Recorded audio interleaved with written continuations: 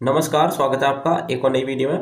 दोस्तों, ईएमआरएस में जो भर्ती निकली हुई थी 7,267 पदों पर, उसकी कल लास्ट डेट हो चुकी है 28 अक्टूबर को। इस वीडियो में हम देखेंगे कुल कितने फॉर्म भरे गए हैं, एक सीट पर कितना कंपटीशन है और भी काफ़ी सारे महत्वपूर्ण सवाल हैं आपके, सभी का जवाब इस वीडियो में दिया जाएगा। तो वीडियो में अंत तक बने रहिए। जो डाटा आपको बताया जाएगा 28 अक्टूबर यानी कि अंतिम तिथि तक का डाटा बताया जाएगा। जो भी डाटा मैं बताता हूँ आपको, डाटा एकदम 100% रियल रहता है। सबसे पहले बात करेंगे 28 अक्टूबर 2025 रात्रि तक कुल कितने फॉर्म भरे गए हैं। फॉर्म संशोधन की डेट कब तक आएगी? अगर फॉर्म संशोधन की डेट नहीं आती है तो आपको क्या करना होगा? एग्जाम सेंटर आपका कहाँ रहेगा? एडमिट कार्ड कब तक जारी होंगे? पोस्ट के अनुसार कुल कितने फॉर्म भरे गए हैं? सेकंड पेपर के लिए कुल कितने कैंडिडेट पास किए जाएंगे, यानी कि पेपर 1 में कितने कैंडिडेटों को पास किया जाएगा? 2023 में कुल कितने फॉर्म भरे गए थे? पेपर्स जो 2 होगा आपका कब तक होगा? सेकंड पेपर कब तक होगा? 2023 वाली भर्ती की पूरी टाइमलाइन बताई जाएगी। कब आपका एग्जाम हुआ था, कब आपका रिजल्ट आया था, डीबी कब हुआ था और ज्वाइनिंग कब तक हो गई थी। डॉक्यूमेंट किस डेट तक के होने चाहिए, 23 अक्टूबर या 28 अक्टूबर, तो सारी बात इस वीडियो में की जाएगी। देखिए, इन पदों पर भर्ती निकली हुई थी। Principal, PGT, TGT, hostel warden, महिला स्टाफ नर्स, लेखाकार, जेएसए, लैब अटेंडेंट। कुल मिला के जो भर्ती निकली थी 7,267 पदों पर, 7,267 पदों पर ये भर्ती निकली हुई थी। 19 सितंबर को आपका नोटिफिकेशन आया था। 19 सितंबर से आपके फॉर्म अप्लाई होने शुरू हो गए थे और जो इसकी लास्ट डेट थी पहले 23 अक्टूबर थी और बाद में इसको बढ़ा के 28 अक्टूबर कर दिया गया था। ठीक है, अभी आपकी अंतिम तिथि हो चुकी है। अब इसमें आप फॉर्म नहीं भर सकते हैं। जो भी कैंडिडेट रह गए हैं जिनको पता नहीं चल पाया है, अब वो अगली भर्ती का इंतजार करिए। ये आपका डेट एक्सटेंशन का नोटिस है जिसमें आपकी डेट 23 से 28 की गई थी। ठीक है, इसमें लेकिन एक महत्वपूर्ण बात लिखी हुई है, जो आपके डॉक्यूमेंट होने चाहिए, डॉक्यूमेंट आपके 23 अक्टूबर 2025 से पहले पहले के होने चाहिए, यानी कि आपकी क्वालिफिकेशन 23 अक्टूबर से पहले आपके पास होनी चाहिए। ठीक है, अभी आपकी लास्ट डेट हो चुकी है तो अभी आपके फॉर्म भरने क्लोज हो चुके हैं। यहाँ भी देख सकते हैं, यहाँ भी देख सकते हैं, और जब आप अंदर जाएंगे साइट पे तो यहाँ भी आपको साफ साफ लिखा हुआ है new candidate registration schedule is over, यानी कि अब आपकी कोई डेट नहीं बढ़ने वाली है। अब आपकी अंतिम तिथि हो चुकी है, अब आप इसमें फॉर्म नहीं भर सकते हैं। फॉर्म संशोधन का नोटिस आपको आज या कल में देखने को मिल जाएगा। पिछली बार भी इन्होंने 2 से 3 दिन का समय दिया था फॉर्म करेक्शन के लिए। ठीक है, अगर ये किसी कारणवश करेक्शन विंडो ओपन नहीं करते हैं तो आपको परेशान नहीं होना है। जो भी आपका करेक्शन है, जब आपका डीबी होगा, डीबी में 100 रुपये का एफिडेविट बनवा के ले जाइए। एफिडेविट चलता है, एफिडेविट अगर आप लगा देते तो कोई दिक्कत नहीं होने वाली है। ठीक है, तो ज़्यादा परेशान ना होइए, अभी फिलहाल एग्जाम पर फोकस कीजिए। अब देख लेते हैं इसमें कुल कितने फॉर्म भरे गए हैं। 28 अक्टूबर रात्रि 10:30 बजे तक का ये डाटा है। आपका जो रजिस्ट्रेशन नंबर है, ये रजिस्ट्रेशन नंबर के लास्ट के अंक सीरीज में चल रहे हैं 11,46,934। समय आप मेल पर देख सकते हैं 10:23 बजे का ये रजिस्ट्रेशन है। यहाँ भी आप मेल पर भी देख सकते हैं रजिस्ट्रेशन नंबर 11,46,934। आप इसी डाटा को फाइनल मान के चल सकते हैं, क्योंकि 10:30 बजे के आसपास साइट भी नहीं चल रही थी, साइट दिक्कत करने लगी थी, और जो रजिस्ट्रेशन हुए भी होंगे 1,500, तो उन्होंने फीस पेमेंट या फॉर्म कंप्लीट नहीं कर पाए होंगे, काफ़ी दिक्कत कर रही थी साइट। तो यही डाटा आपका फाइनल रहने वाला है। टोटल रजिस्ट्रेशन आपके 11,46,934, 7,267 पद हैं, तो एक पद के लिए 158 रजिस्ट्रेशन आप मान के चल सकते हैं।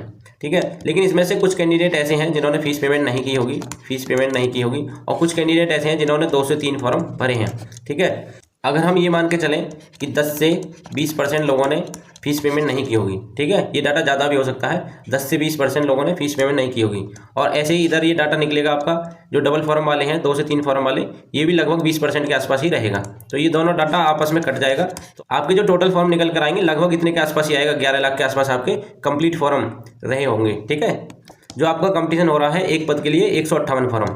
ठीक है, कंपटीशन बहुत ज़्यादा हो गया है। अभी आपका फोकस होना चाहिए प्री निकालने पर। अगर आपका प्री पास हो जाता है तो सिलेक्शन के काफ़ी हाई चांस हो जाएंगे। और अगर आप प्री का कंपटीशन मान के चलें, जो प्री पास करने के लिए 11,46,934 रजिस्ट्रेशन है, और इसके जो पास किए जाएंगे, प्री में जो पास किए जाएंगे कैंडिडेट 72,670, यानी कि जितनी भर्ती है उसके 10 गुने कैंडिडेट प्री में पास किए जाएंगे। तो कंपटीशन आपका आ रहा है केवल और केवल 16 बच्चे। ठीक है, 16 फॉर्म एक पद के लिए।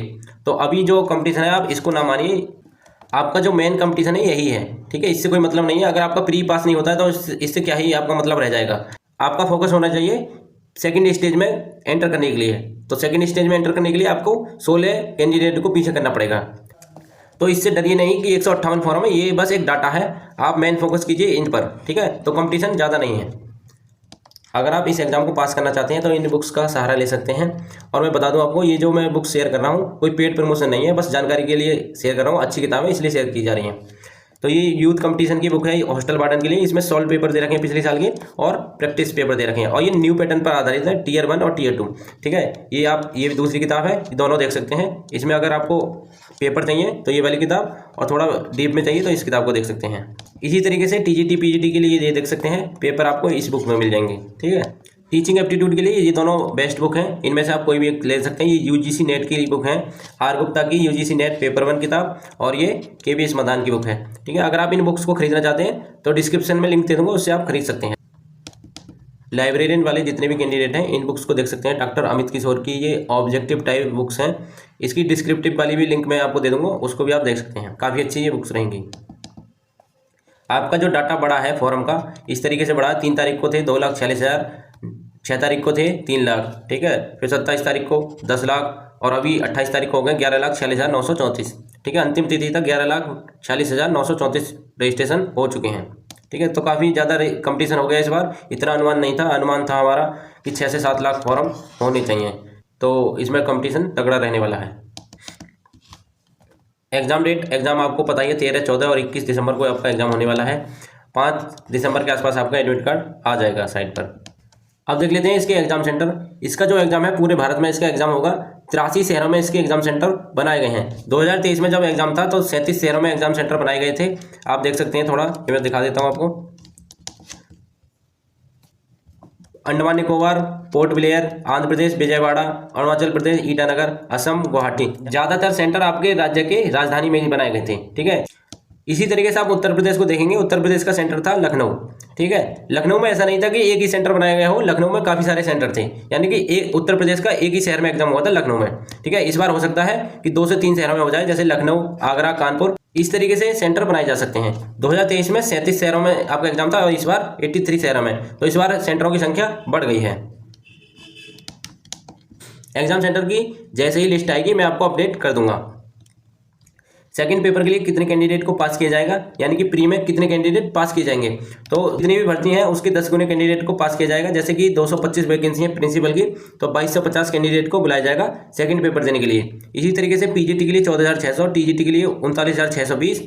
ठीक है, और हॉस्टल वार्डन के लिए 6,350। कुल मिला के जो कैंडिडेट पास किए जाएंगे प्री में 72,670। 72,670 कैंडिडेट को पास किया जाएगा प्री में। सेकंड पेपर आपका फरवरी मार्च में हो जाएगा। बहुत ज़्यादा चांस है कि फरवरी में ही हो जाए। अगर किसी कारणवश आपका एग्जाम खिंचता है तो मार्च तक खिंच सकता है, लेकिन मार्च से आगे नहीं बढ़ेगा। ऐसा मैं क्यों बोल रहा हूँ आपको, तो आप पिछली वाली भर्ती का देख सकते हैं। देखिए, पिछली वाली भर्ती का एग्जाम था लास्ट वाला 24 दिसंबर को इसका एग्जाम था 2023 में, और इसका जो रिजल्ट आ गया था, रिजल्ट देख सकते हैं 22 जनवरी को आपका रिजल्ट आ गया था। आया था 6 फरवरी को डीबी का शेड्यूल जारी कर दिया गया था। 2 मार्च को अपॉइंटमेंट लेटर जारी कर दिए गए थे इसके। अब देखिए, काफ़ी सारे स्टूडेंट कमेंट करते हैं कि पोस्ट वाइज बता दीजिए कितने कितने फॉर्म भरे गए हैं। तो दोस्तों, पोस्ट वाइज नहीं पता चल पा रहा है data. Post wise data RTI के माध्यम से ही पता चल पाएगा, तो मैं आज आरटीआई लगा दूंगा। उसके बाद जो भी जवाब आएगा उसको मैं आपको अपडेट कर दूंगा वीडियो के माध्यम से। तो दोस्तों, आपको पता चल गया होगा कितने फॉर्म भरे गए हैं, कितना कंपटीशन है। इसको लेकर अब ज़्यादा परेशान ना होइए आप। ठीक है, लोगों ने क्लिक बेट वाले थंबनेल बना रखे हैं कि एग्जाम पोस्टपोन हो गया, ये हो गया, वो हो गया। इसके चक्कर में ना पड़िए, पढ़ाई पर फोकस करिए। 40 से 45 दिन का समय है, काफ़ी कम समय है। इतने में सिलेबस आपको कवर नहीं हो पाएगा। अभी पढ़ाई पर फोकस कर दीजिए। मैं भी कोई वीडियो नहीं बनाता हूँ फालतू की, और ना ही कोई वीडियो बनाऊंगा आप। ठीक है, कोई अपडेट होगा ज़्यादा महत्वपूर्ण तो थोड़ा बता दूंगा, या तो कम्युनिटी पोस्ट के माध्यम से, या फिर कोई ज़्यादा जरूरी होगा तो वीडियो के माध्यम से बता दूंगा। ठीक है, मैं भी जॉब करता हूँ और उसके साथ में थोड़ा पढ़ाई करने का प्रयास कर रहा हूँ। मैंने टीजीटी लाइब्रेरियन का फॉर्म भरा है, तो मैं भी अपनी पढ़ाई पर फोकस करता हूँ। उसके बाद देखते हैं क्या होता है। दोस्तों, ये काफ़ी अच्छी वैकेंसी बार बार नहीं आती है, तो इस पर फोकस करिए। टीजीटी पीजीटी वाले कैंडिडेट टीचिंग एप्टीट्यूड का विशेषकर ध्यान रखेंगे। 60%, यानी कि 60 नंबर का आपका पूछा जाएगा टीचिंग एप्टीट्यूड। सेकंड पेपर के लिए अपने सब्जेक्ट को पढ़ते रहेंगे, क्योंकि ज़्यादा समय इसमें नहीं मिलेगा। ठीक है, लाइब्रेरियन वाले कैंडिडेट टीचिंग एप्टीट्यूड काफ़ी महत्वपूर्ण रहेगा। आपने तो कभी पढ़ा भी नहीं है टीचिंग एप्टीट्यूड, तो अगर आप टीचिंग एप्टीट्यूड अच्छा कर लेते हैं तो आपका सिलेक्शन लगभग तय हो जाएगा। हॉस्टल वार्डन वाले जितने भी कैंडिडेट हैं, POCSO act, child safety related जितने भी एक्ट हैं, और एडमिनिस्ट्रेटिव एप्टीट्यूड, ठीक है, पढ़ते रहेंगे, अच्छा कर लेंगे। और सभी पोस्टों के लिए कंप्यूटर तो महत्वपूर्ण है ही, आईसीटी, तो आईसीटी का ज़्यादा फोकस करेंगे। TGT PGT librarian hostel warden वाले कैंडिडेट इन सब्जेक्ट का विशेषकर ध्यान रखेंगे। और आईसीटी सभी पोस्ट के लिए महत्वपूर्ण है, तो आईसीटी पर थोड़ा ज़्यादा फोकस रखेंगे। जितनी भी बुक्स मैंने बताई हैं आपको, उनका लिंक मैं डिस्क्रिप्शन में दे दूंगा, उससे आप खरीद सकते हैं बुक्स को। ठीक है, काफ़ी अच्छी ये बुक्स रहेंगी। तो दोस्तों यही थी जानकारी। कोई सवाल हुआ करे, कोई सुझाव हुआ करे तो कमेंट बॉक्स में अवश्य लिख दिया करें। धन्यवाद।